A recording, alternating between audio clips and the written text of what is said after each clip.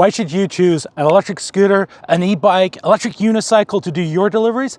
Let's ask the most honest YouTuber that I know who does reviews of electric scooters and e-bikes and the like, the one and only Ginger on Wheels. Hey guys, it's Ginger on Wheels here.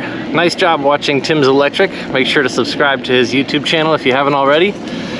He's asked me to articulate some reasons why I think that personal electric mobility devices like e-skates and e-scooters and unicycles and the like are better than internal combustion engine vehicles for doing food delivery gigs. So let's get to it. Number one, obviously they're way cheaper.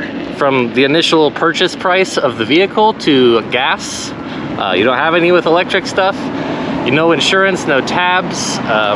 You don't have to worry about like paying deductibles when people ding your car in the parking lot. That's another thing, you don't have to worry about parking at all, basically. You just bring your device into the place where you're getting the food and bring it in where you're dropping it off.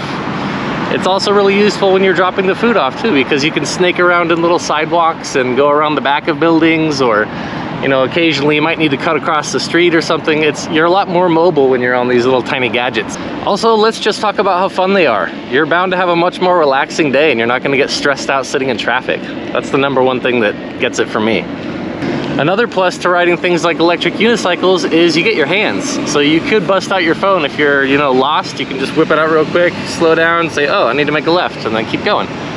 So that's an obvious plus for me. You don't have to like pull over and check your GPS or stressed out that you missed your turn. You can just turn right around if you're on a little e-skate. So yeah, those are a few of the obvious reasons why I think that electric mobility is way better than internal combustion engines like cars or even motorcycles. But I'm sure I missed a few, so let's get back to Tim. He'll tell you more about all the other ones. Thanks so much, Ginger.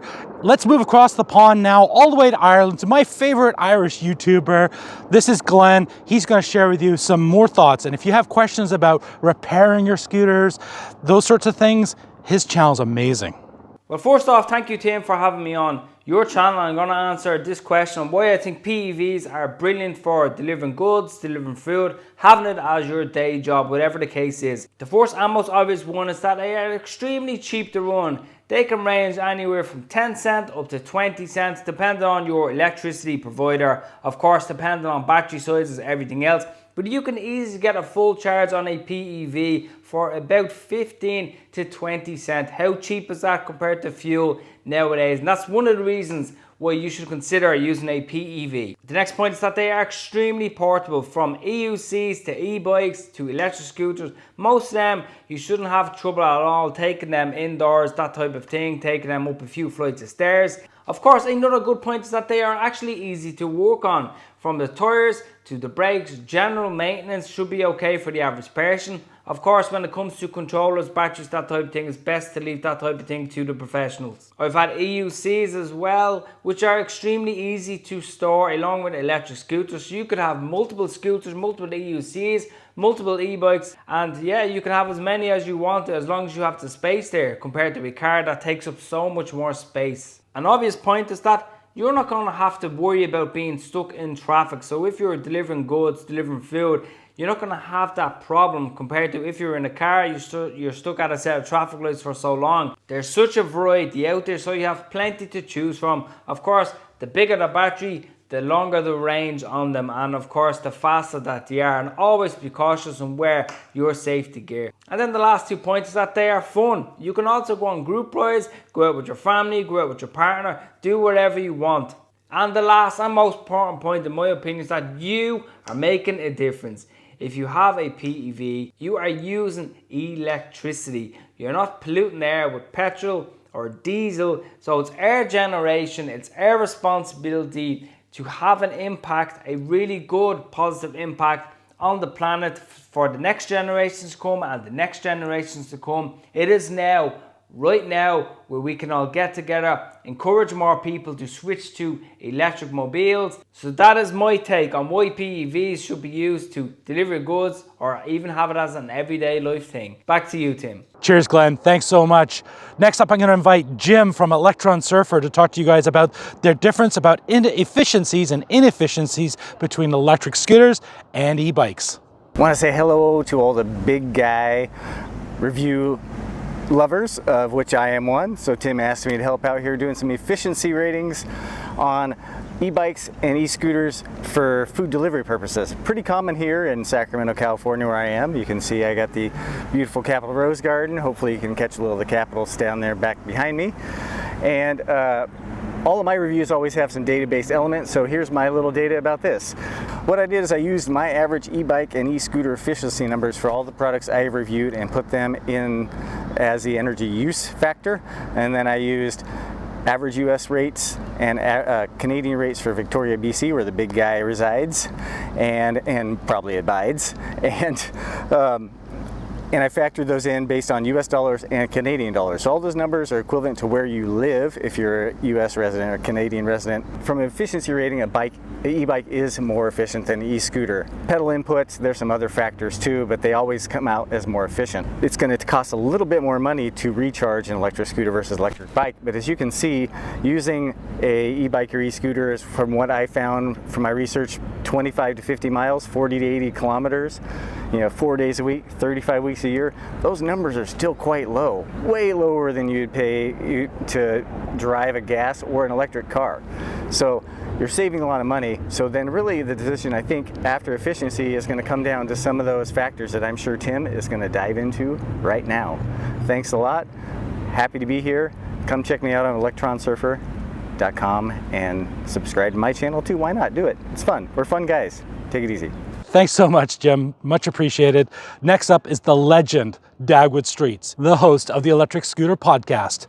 Make sure you stick with him all the way through to the end. He's got some amazing information all tucked up in there. Dagwood Streets here, your host of the Electric Scooter Podcast, hanging out poolside in fabulous Las Vegas as the sun is setting. Scooter star Tim West asked me to make a comment about using micro-mobility for deliveries. I have a lot of feelings on that because it depends on the layout of where you live, what you're delivering. So let's assume, for the sake of this conversation, that you're talking about delivering food. You're not talking about delivering mattresses, okay, or furniture, all right? So you're delivering food, and you're probably not in the countryside. Why? Because if you were in the country delivering a pizza, you'd probably just put it in your car and drive it to the person's house. So let's talk about delivering food in an urban environment. Let's say New York, Seattle, Los Angeles, Sydney, Brussels. Should I keep going, or do you get the idea? I read a study that measured in general what is the fastest way to get through a bunch of pedestrians. For example, a plaza, or in Italy, piazza, that has a whole bunch of people. The fastest way is a kick scooter, a non-powered scooter. The second fastest, meaning easiest to negotiate and get through people, was an electric scooter. Number 3 was the bicycle. What was that? 3 was the bicycle.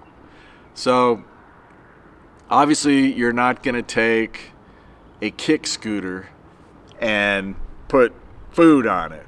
That's too much a stretch of the imagination. Now, you could wear a backpack, but unless you're training for a triathlon, it's not a logical way to deliver food. There's a guy, Yogi Steve, of the Electric Scooter Academy YouTube channel. Watch it. To me, it's a reality show. It's not an academy. I don't go there and learn about electric scooters. I watch him negotiate in the streets of Los Angeles, and he has a gritty vibe about him. I don't know his history, but if I had to guess, I'd say he's from the East Coast, and he came to the West Coast. If you want to know about delivering on PEVs, check out Yogi Steve on the Electric Scooter Academy.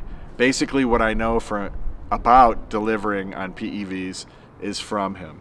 However, I have some differences of opinion. He uses 2 scooters. He uses Dualtrons. I have 2 Wolf Warriors. and I prefer those to the Dualtron. But in his environment, he has different requirements than I do. I just ride for fun. Rather than having 2 scooters, you could get a couple scooters that have removable batteries and charge one while you're out riding the other one. Now, you could probably get by if you had like an eMove Cruiser that has a lot of range. If you are delivering, let's say, lunch and dinner, because you could use one during the lunchtime deliveries, take a break, put the new battery in, or grab your second scooter and go out and do dinner. So that's more of like a full-time thing. So for deliveries between bicycles, electric scooters, or cargo scooters, there are electric cargo scooters. They're really big in India. I think the company is called Kabiba. Don't quote me on that, but I think that's it. And for like $1,200, you can get a scooter, like a motorcycle type scooter that's electric, has over 50 miles of range, and can easily keep up in traffic. But when you talk about one of those, which does make more sense as far as what you're carrying, you then are talking about how are you going to split lanes. You're almost like a car. You know, you're wider than a standard motorcycle.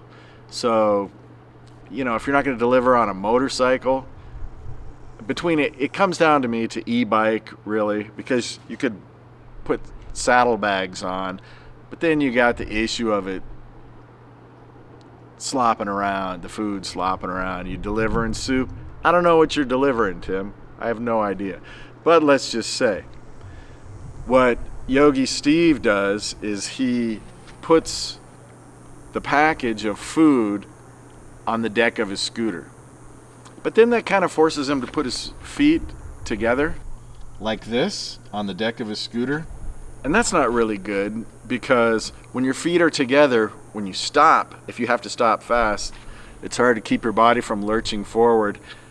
Well, of course, the food in the bag is going to do that too, so you're going to try and avoid that. But it's better if you can put one foot in front of the other on a scooter. It's my opinion. Believe it. Tim, brother, thanks for asking me this question. I hope I gave you a good response, one that you were looking for. And everybody, West is the best. So watch Tim's Electric, watch his YouTube channel. He's an awesome guy. Watch the Electric Scooter Academy, watch Electric Scooter Guide, all the scooter heads out there, Alien Rides. There's a bunch of them. I can't name them all because I don't have enough time. Till next time, this is Dagwood Streets, host of the world's by far most popular electric scooter podcast, the Electric Scooter Podcast. Keep shiny side up, dirty side down.